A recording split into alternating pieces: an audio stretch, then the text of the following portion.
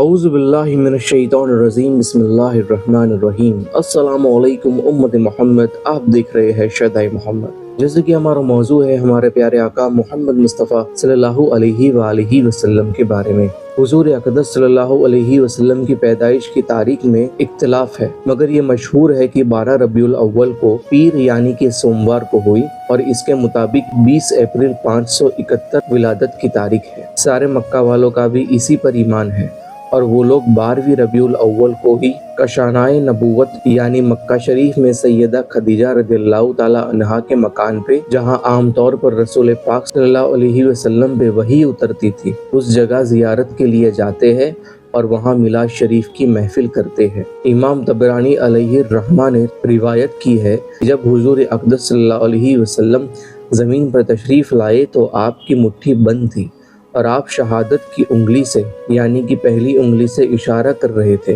جس طرح کوئی شخص اس انگلی کے ذریعے تسبیح بیان کر رہا ہو اور اللہ تعالیٰ کے ایک ہونے کی گواہی دے رہا ہو۔ حضور صلی اللہ علیہ وسلم کو مشرق سے مغرب یعنی پورب سے پچھم کی سیر کرائی گئی۔ روایت ہے کہ حضرت بی بی آمنہ رضی اللہ تعالیٰ عنہا نے فرمایا کہ جب حضور اقدس صلی اللہ علیہ وسلم پیدا ہوئے تو میں نے دیکھا کہ ایک بہت بڑا بادل آیا، جس میں روشنی کے ساتھ گھوڑوں کے ہنہنانے اور پرندوں کے اڑنے کی آواز تھی، اور کچھ انسانوں کی آواز بھی سنائی دیتی تھی۔ پھر ایک دم اس بادل نے حضور صلی اللہ علیہ وسلم کو اپنے پاس لے لیا، اور میں نے سنا کہ ایک اعلان کرنے والا اعلان کر رہا ہے کہ محمد صلی اللہ علیہ وآلہ وسلم کو مشرق یعنی پورب سے مغرب یعنی پچھم تک سیر کراؤ، اور ان کو سمندروں کی بھی سیر کراؤ، تاکہ تمام کائنات کو ان کا نام، ان کی صفت معلوم ہو جائے، اور ان کو تمام جاندار مخلوقات یعنی جنات، انسان، ملائکہ، فرشتے اور پرندوں کے سامنے پیش کرو، اور انہیں حضرت آدم علیہ السلام کی صورت،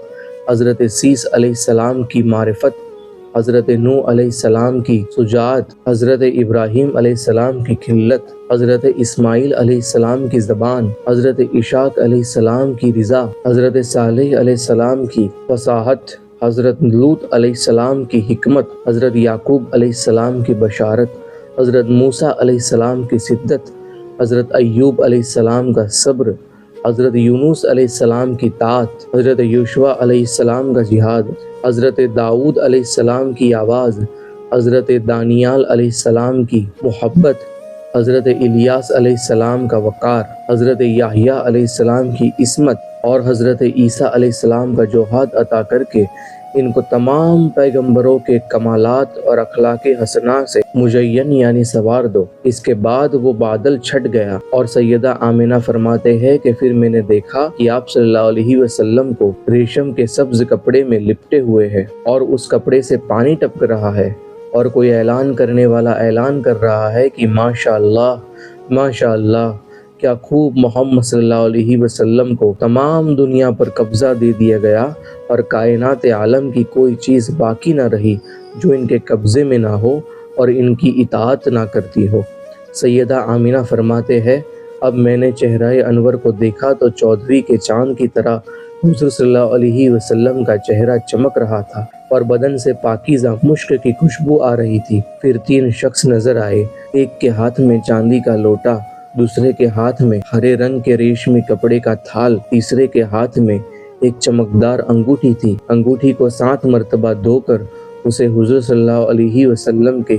دونوں کندھے مبارک کے درمیان پیٹھ پر مہر نبوت لگا دی۔ پھر حضور صلی اللہ علیہ وسلم کو ریشمی کپڑے میں لپیٹ کر اٹھایا، اور ایک لمحے کے بعد مجھے سپرد یعنی میرے حوالے کر دیا۔ سبحان اللہ۔